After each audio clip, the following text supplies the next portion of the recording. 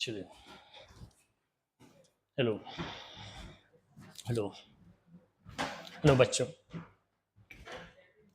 आज हम आपके सामने जो लेक्चर नंबर 5 रह गया था, सेल साइकिल और सेल डिवीजन का ही लेक्चर 5, जिसमें हम लोग एनाफेज के बारे में बात किए थे, माइटोसिस के। एक्चुअली में किसी तकनीकी प्रॉब्लम की वजह से वो लेक्चर आपके सामने अपलोड नहीं हुआ था। बाकी सारे पार्ट्स मौजूद है, आप सीरीज में देख सकते हैं। सो उस बचे हुए पार्ट्स को हम आज आपके सामने लेके आते हैं, सेल साइकिल और सेल डिवीजन का। Cell cycle and cell division, cell division, cell cycle and cell division का लेक्चर 5 रह गया था। एक्चुअली में ये अपलोड तो हुआ था, लेकिन किसी तकनीकी प्रॉब्लम की वजह से, मतलब ये रिकॉर्ड तो हुआ था लेकिन अपलोड नहीं हो पाया, कुछ प्रॉब्लम्स थे। लेक्चर 5, ठीक है। सो हम आपके सामने इसको प्रेजेंट करते हैं, लेके आते हैं। इसमें कंप्लीटली सिर्फ हम लोग एनाफेज की ही बात करेंगे, कि इसमें सिर्फ एनाफेज की ही बात किए थे। बाकी सारी चीजें पिछले लेक्चर या उसके अगले लेक्चर में मिल जाएगी। एनाफेज, माइटोसिस के एनाफेज, जो एक इंपॉर्टेंट फेज है। बहरहाल उसी को हम यहाँ पे डील करेंगे, डिटेल देंगे। My name is Gulrez Ahmed, this is my channel Gulrez excellent classes. जो लोग चैनल पर नए हैं प्लीज इसको सब्सक्राइब करें, और आपसे रिक्वेस्ट है कि लेक्चर को आखिर तक देखें। अगर लेक्चर पसंद आए तो इस लेक्चर को, वीडियो को लाइक करें और शेयर करें। Please support me. आपके लाइक और सब्सक्राइब से आपका कुछ नहीं जाएगा, लेकिन मेरा फायदा होगा। इसके अंदर हमें सिर्फ एनाफेज को डील करना है। हम लोग इसके अंदर केवल एनाफेज को डिस्कस करेंगे, केवल एनाफेज को डिस्कस करेंगे। इसके एनाफेज जो थर्ड फेज ऑफ माइटोसिस है, anaphase third phase of mitosis है, माइटोसिस का थर्ड फेज है एनाफेज। इसको हमें यहां पे डील करना है। एनाफेज सेंट्रोमियर स्प्लिटिंग वाला फेज, ठीक, third phase anaphase centromere splitting वाला फेज है, ठीक है। इसको डिटेल समझने के लिए इसको हमें मेटाफेज, इसके प्रीवियस लेक्चर में हम लोगों ने मेटाफेज और प्रोफेज किया। तो भाई 4 फेज होता है, ये हमने बता दिया हुआ है। आप लेक्चर को देखिए, एक प्रोफेज होता है, एक मेटाफेज होता है, एक एनाफेज होता है, मेटाफेज होता है, एक एनाफेज होता है, और एक टेलोफेज होता है माइटोसिस के अंदर। एनाफेज होता है और एक टेलोफेज होता है माइटोसिस के अंदर। तो हम लोगों ने प्रोफेज का भी कर लिया है, आप उसमें लेक्चर 2, लेक्चर 3 में आप देखिए, लेक्चर 3 लेक्चर 4 में मिल जाएगा, लेक्चर 5 में सिर्फ ये मिलेगा, और लेक्चर 6 में ये टेलोफेज मिल जाएगा। लेक्चर 6 7 के अंदर टेलोफेज मिलेगा बेसिकली, ठीक है। तो यहाँ पे हम लोग बात कर रहे हैं अपना, नेक्स्ट स्लाइड ले लेते हैं, वहां से डिस्कस कर लेते हैं। हम लोग यहाँ पे स्टार्ट करेंगे एनाफेज, एनाफेज, एनाफेज। हम लोग यहाँ पे स्टार्ट करेंगे एनाफेज। थोड़ा ध्यान से कॉन्सेंट्रेट करें इस पर। एनाफेज को अगर डिटेल करना है, इसको समझना है, तो सबसे पहले मैं ये देखना चाहूँगा, या मैं आपको ये बता रहा हूँ कि जब मेटाफेज में होता है तो क्रोमोसोम की क्या कंडीशन होता है। दिस इज द क्रोमोसोम्स, ये क्रोमोसोम का मेटाफेजिक क्रोमोसोम, मेटाफेजिक कंडीशन दिखा रहा हूँ। ये सेंट्रोमियर हो गया, ये क्रोमोसोम है ना। तो क्रोमोसोम में ये वाली चीज़, ये वाली चीज़ जो होती है वो क्या है, क्रोमैटिड्स। ये दोनों क्या है, क्रोमैटिड्स। इस क्रोमोसोम में 2 क्रोमैटिड्स मौजूद है, बीच में ये सेंट्रोमियर मौजूद है, सेंट्रोमियर मौजूद है।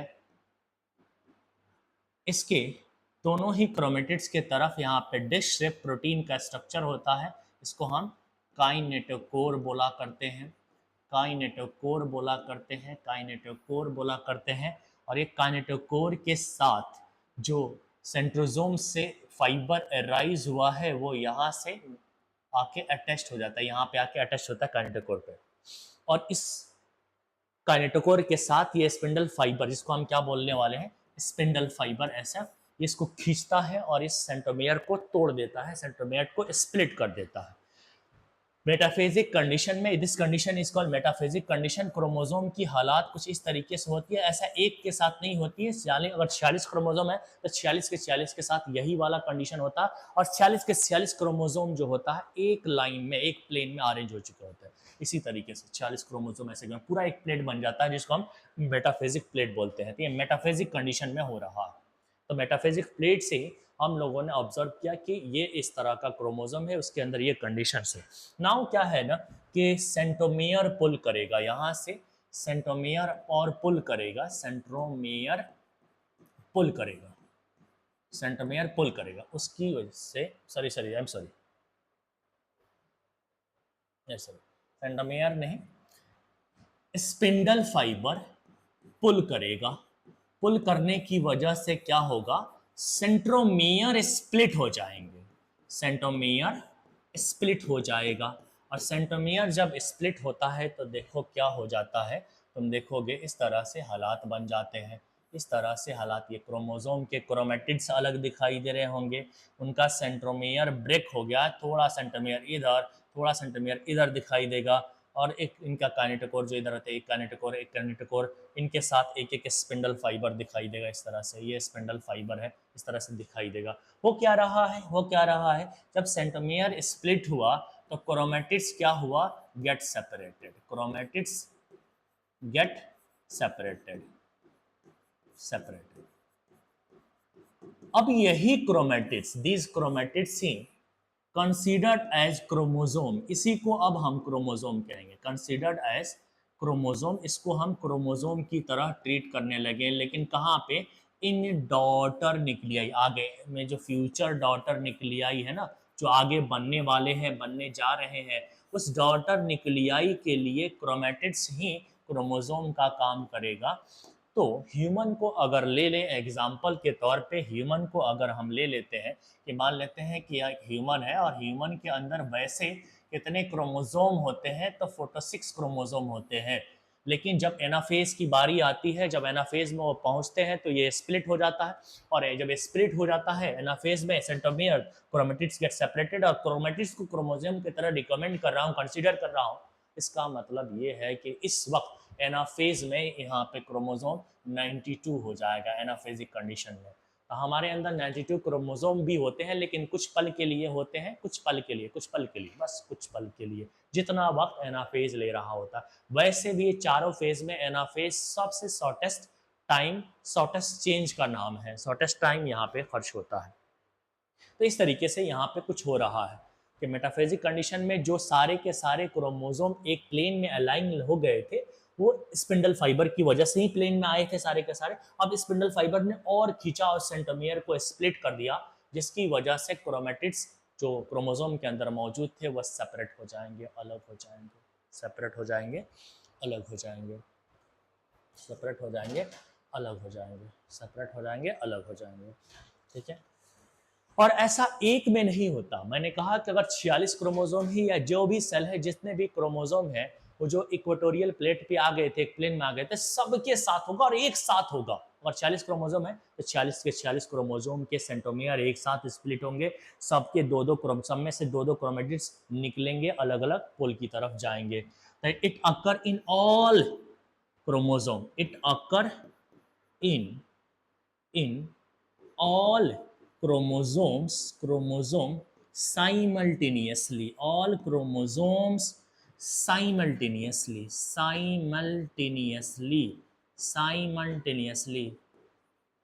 सारे ही क्रोमोसोम में एक साथ होंगे, साइमल्टेनियसली होंगे, एक साथ होंगे, एक साथ सारे ही क्रोमोसोम में एक साथ, और सारे क्रोमोसोम एक साथ टूटेंगे। कुछ कंडीशन कुछ इस तरीके से बनेगा, इसको आप स्क्रीनशॉट लो, मैं ऊपर कर रहा हूँ। सारे क्रोमोसोम में जब एक साथ होगा तो देखो कैसा दिखाई देगा, इस तरीके से।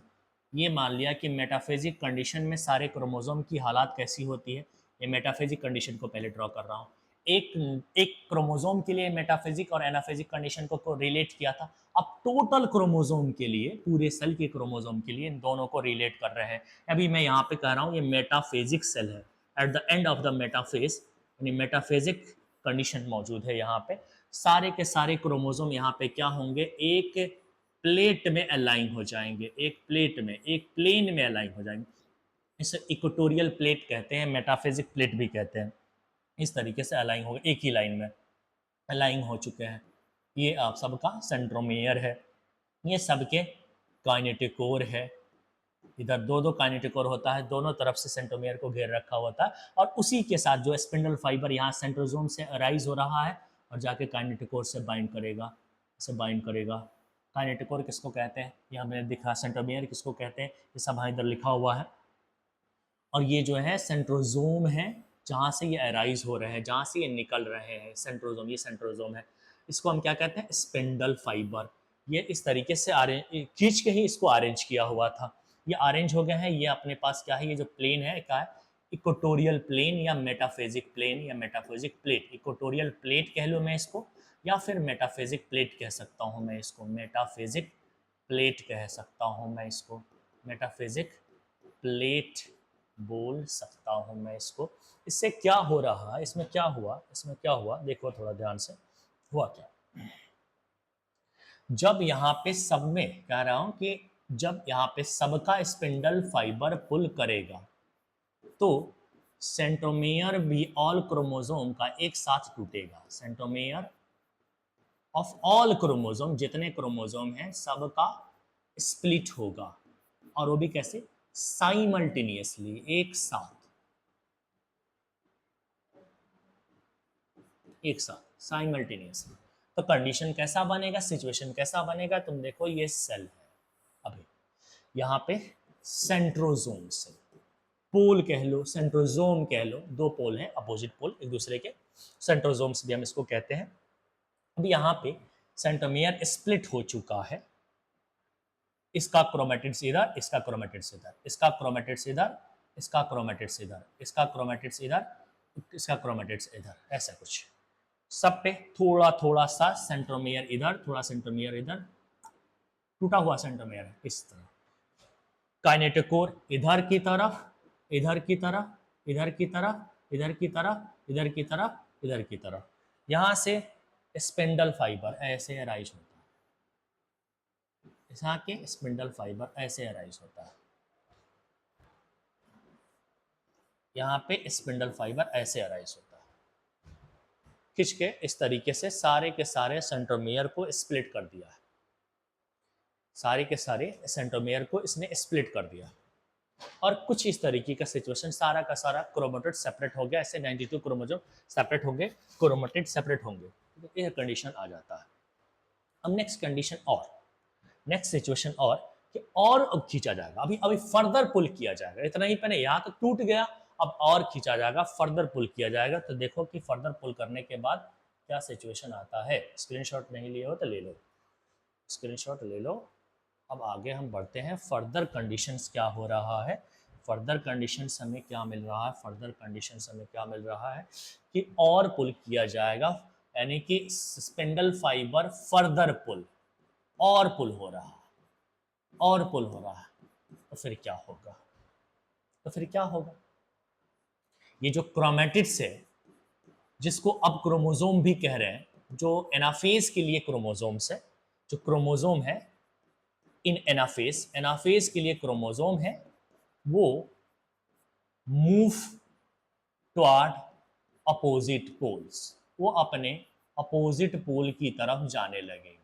मूव टुवर्ड अपोजिट पोल्स मतलब अपने अपने सेंट्रोमियर, रेस्पेक्टिव पोल्स, इसको पोल भी कहेंगे ना, ये एक पोल कहेंगे जहाँ पे सेंट्रोजोम मौजूद है, यहाँ पे ये पोल कहेंगे, अपोजिट पोल की तरफ ये जाने लगेगा, खींचा जाएगा, और इधर ये वाले इधर बढ़ेंगे, ये वाले इधर बढ़ेंगे। और देखो ऐसा सिचुएशन आएगा जब फर्दर पुल किया जाएगा, तो लुक देखो ऐसा बनेगा सेल के अंदर, तो देखो सेल के अंदर ऐसा बनेगा, कुछ इस तरीके का बनेगा, कुछ इस तरीके का बनेगा, कुछ इस तरीके का बनेगा, कुछ इस तरीके का बनेगा। यहाँ पे centromere, centromere, centromere, centromere, centromere, centromere, यहाँ पे स्पिंडल फाइबर इस तरीके से, अब स्पिंडल फाइबर छोटे हो जाएंगे क्योंकि करीब पहुंच गया है लगभग, तो इस तरीके से मूव कर रहा है। जब मूव कर रहा है तो उस वक्त इस क्रोमैटिड्स के देखो, इस क्रोमोसोम को देखो, तो ये आर्म है जो पीछे पीछे जा रहा है, और ये सेंट्रोमियर है जो आगे आगे जा रहा है। सेंट्रोमियर जो है आगे आगे है, सेंट्रोमियर किधर है, मूव्स टुवर्ड पोल्स, पोल्स की तरफ जाएगा। लेकिन आर्म जो है, जो आर्म है, वो ट्रेलिंग बिहाइंड में इसको बोल रहा हूं, पीछे पीछे जाएगा, ट्रेलिंग बिहाइंड, पीछे पीछे जाएगा, पीछे पीछे जाएगा, ट्रेलिंग बिहाइंड। आर्म पीछे पीछे, सेंट्रोमियर आगे आगे। तुम अगर आगे आगे, दुनिया पीछे पीछे, तो फिर क्या होगा, तुम अपने आप को कहोगे कि मैं तो लीडिंग में चल रहा हूं, मैं तो बॉस हूं।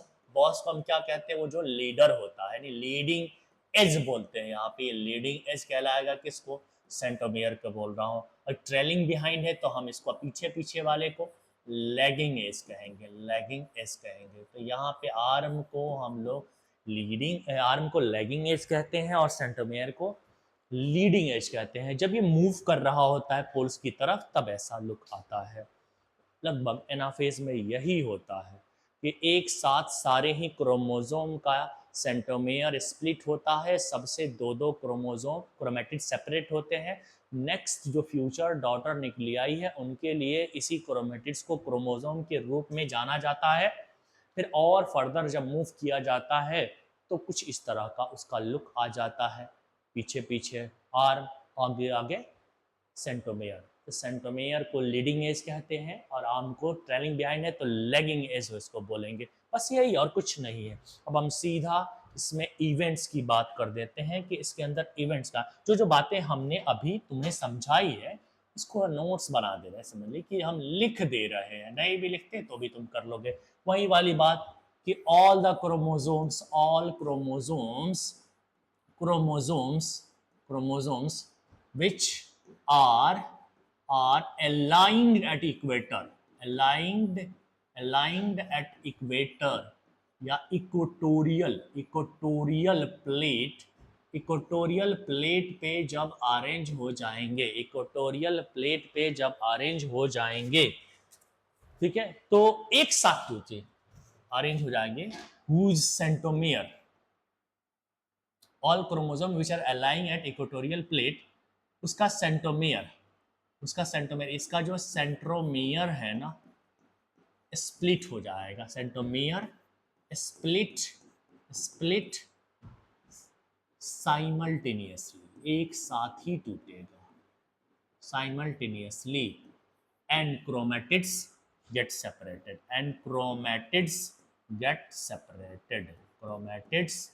Gate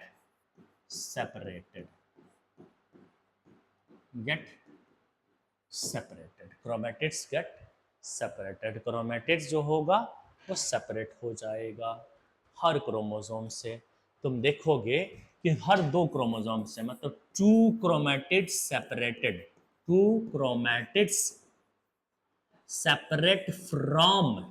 separated from each chromosomes, her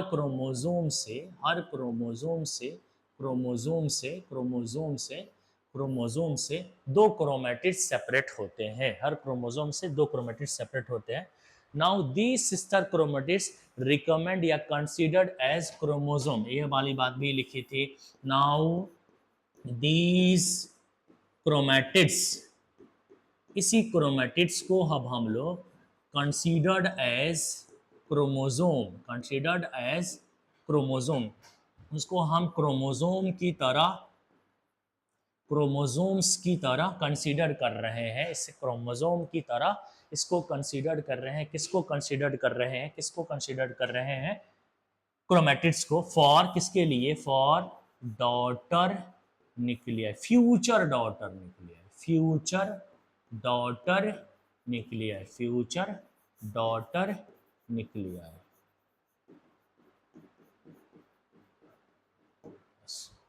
future daughter nuclei, ये हमें याद रखना है। और बात थी वो इसमें कि centromere move toward opposite poles, यही बात centromere moves toward opposite poles and centromere move toward opposite poles and arms trailing behind.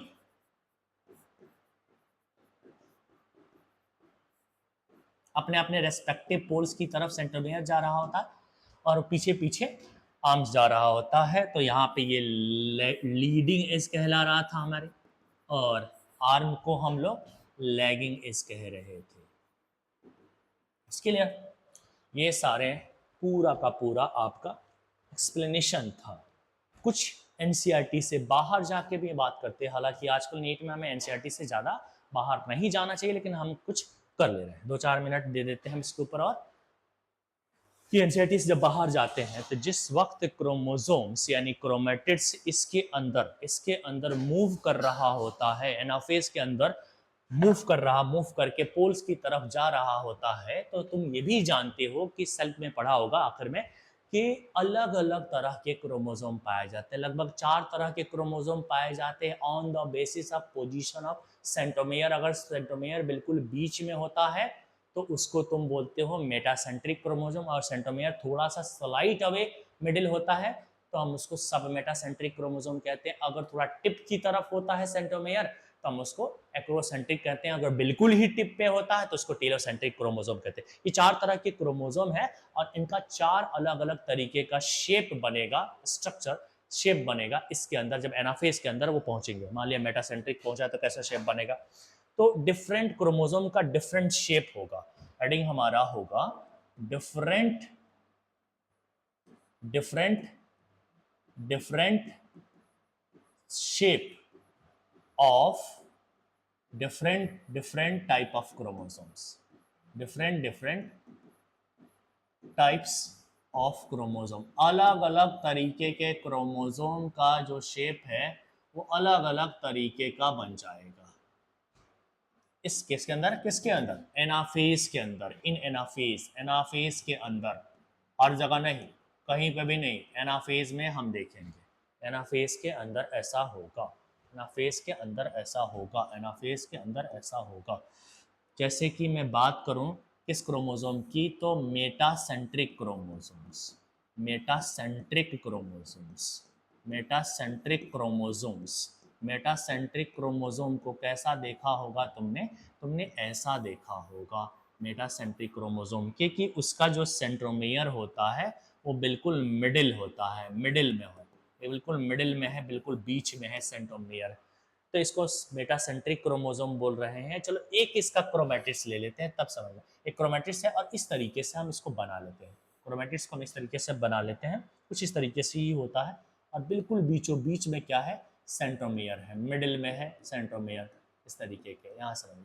और यहाँ से जब स्पिंडल फाइबर ऐसे इसको खींचेगा, इस तरफ खींचेगा, तो शेप ऐसा ही तो आएगा, ऐसा ही तो आएगा, इस तरीके से शेप बन जाएगा इसका, इस तरीके से शेप बन जाएगा इसका, आपका इस तरीके से शेप बन जाएगा।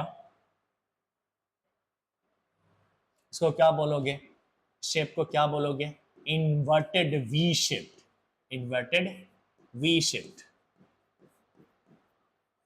वही अगर आप दूसरे तरह के क्रोमोसोम, जिसको कह रहा हूं सब मेटासेंट्रिक क्रोमोसोम है, सब मेटासेंट्रिक क्रोमोसोम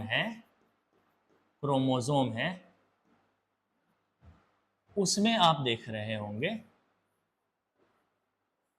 इस तरीके से पोजीशन, सेंट्रोमियर कहीं यहां पे मौजूद है, सेंट्रोमियर यहां पे, centromere slight away, slightly away, mid से थोड़ा दूर है, थोड़ा सा दूर है, मिड पॉइंट से थोड़ा दूर है। एक में देख लो, यानी सिंगल क्रोमेटिड्स में देख लो, तो यहां पे कहीं पे उसका मान लिया यहाँ पे दिखाई दे रहा है, थोड़ा ये ज्यादा स्लाइटली अवे, मैंने कहा ना स्लाइटली अवे कहा, स्लाइटली अवे कहा भाई, स्लाइटली अवे कहा, थोड़ा सा यहाँ पे स्लाइटली अवे, तो थोड़ा ये बड़ा बनाओ, मैंने स्लाइटली अवे कहा था, ज़्यादा बड़ा छोटा नहीं करो, स्लाइटली अवे कहा था।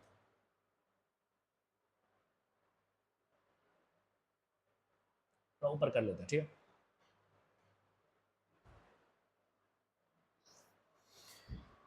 तो क्रोमोसोम को क्रोमैटिक्स में जब तब्दील करके देखते हैं तो हमें यहाँ पे कहीं पे बीच नहीं है, थोड़ा सा सेंट्रोमेयर दिखाई दे रहा है, यहाँ पे मुझे सेंट्रोमेयर दिखाई दे रहा है।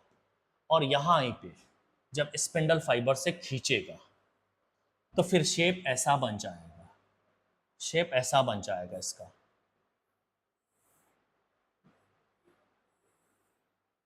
इसको मैं इन्वर्टेड एल शेप कहेंगे, इसको मैं इन्वर्टेड एल शेप कहूंगा।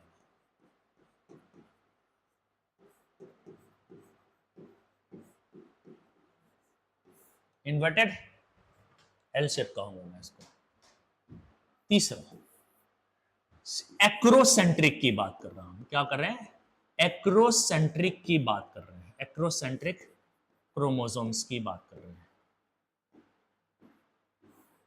एक्रोसेंट्रिक क्रोमोसोम की बात कर रहे हैं।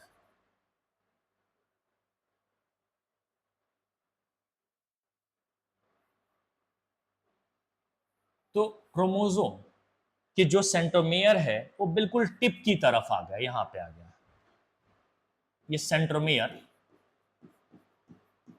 को, उसको अगर देखोगे सेंट्रोमेयर को, यानी इस क्रोमोसोम में सेंट्रोमेयर को अगर देखते हो तो near to tip, near at tip, tip के करीब होता है। एक को देख लो, एक को देख लो, नहीं यहां पे टिप नहीं लेकिन टिप के करीब, यहां पे सेंट्रोमेयर है,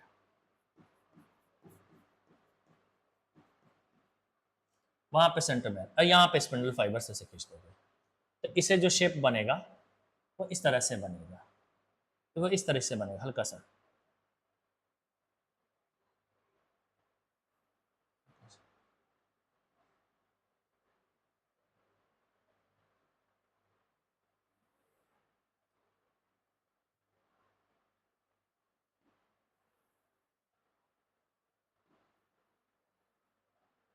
इसको जे शिफ्ट बोलेंगे, हल्का सा मुड़ेगा, इसको हम जे शिफ्ट बोलते हैं, जे शिफ्ट आएगा। और टीलोसेंट्रिक की हम बात कर लेते हैं लास्ट। तो टीलोसेंट्रिक को अगर देखेंगे आप, टीलोसेंट्रिक, टीलोसेंट्रिक जो है क्रोमोसोम, उसके ऑलरेडी जो होता है, उसके ऑलरेडी जो होता है ऐसे, एक मिनट, इस तरीके से उसका सेंट्रोमियर बिल्कुल ही टिप पे होता है, बिल्कुल ही टिप पे होता है, ये सेंट्रोमियर है। एक सिंगल क्रोमेटिड देखो इसको बना के, यानी बिल्कुल ऐसे टिप पे हुई है सेंट्रोमियर, और इसको खींचा जाएगा स्पिंडल फाइबर से तो ये ऐसा आ जाएगा। अब यहाँ पे है तो हल्का सा ऐसे आई जैसा दिखेगा, तो इसको हम कहते हैं आई सेट। ये चार अलग अलग तरीके के क्रोमोसोम है जो एनाफेज में इस मोमेंट की वजह से, पोल की तरफ जाने की वजह से इनका चार अलग अलग तरीके का शेप हो जाता है, जैसे कि एम वी, इसको याद रखो, यहाँ पे एम वी यानी मेटाफेज वी शेप्ड का, इन्वर्टेड वी शेप्ड है, वैसे इन्वर्टेड याद रखना दोनों में। और एस एल सब मेटासेंट्रिक इन्वर्टेड एल, और बाकी एजे, एजे एक्शन जंक्शन एजे, एम बी एस एल एजे, और यह टी आई, ये सब इतना याद कर लो काफ़ी है। इतना ही था, सिर्फ हमारा रह गया था एनाफेज जिसकी से अपलोड नहीं हो पाया था, हमने आज किया, ठीक है, क्योंकि बीच में एक लेक्चर मिसिंग होगा तो आपका पूरा का पूरा कॉन्सेप्ट नहीं तैयार होगा, आपका नोट्स नहीं सही से तैयार होगा, फिर पढ़ाई में आपको दिक्कत होगी। सो हमने आपके लिए आपको किया ये, सॉरी फॉर लेट, इस लेक्चर को लेट मैंने अपलोड कर रहा हूँ, बट अगर आपको ये लेक्चर पसंद आ रहा है तो वीडियो को लाइक करें, और चैनल को सब्सक्राइब करें प्लीज़। अगर नए हैं तो चैनल को सब्सक्राइब करें। सब्सक्राइब से, लाइक से आपका कुछ नहीं जाएगा, लेकिन मुझे एक अच्छा सपोर्ट मिल जाएगा ताकि मैं और ज़्यादा मेहनत कर सकूँगा आपके लिए। शुक्रिया इस टॉपिक को, इस लेक्चर को देखने के लिए।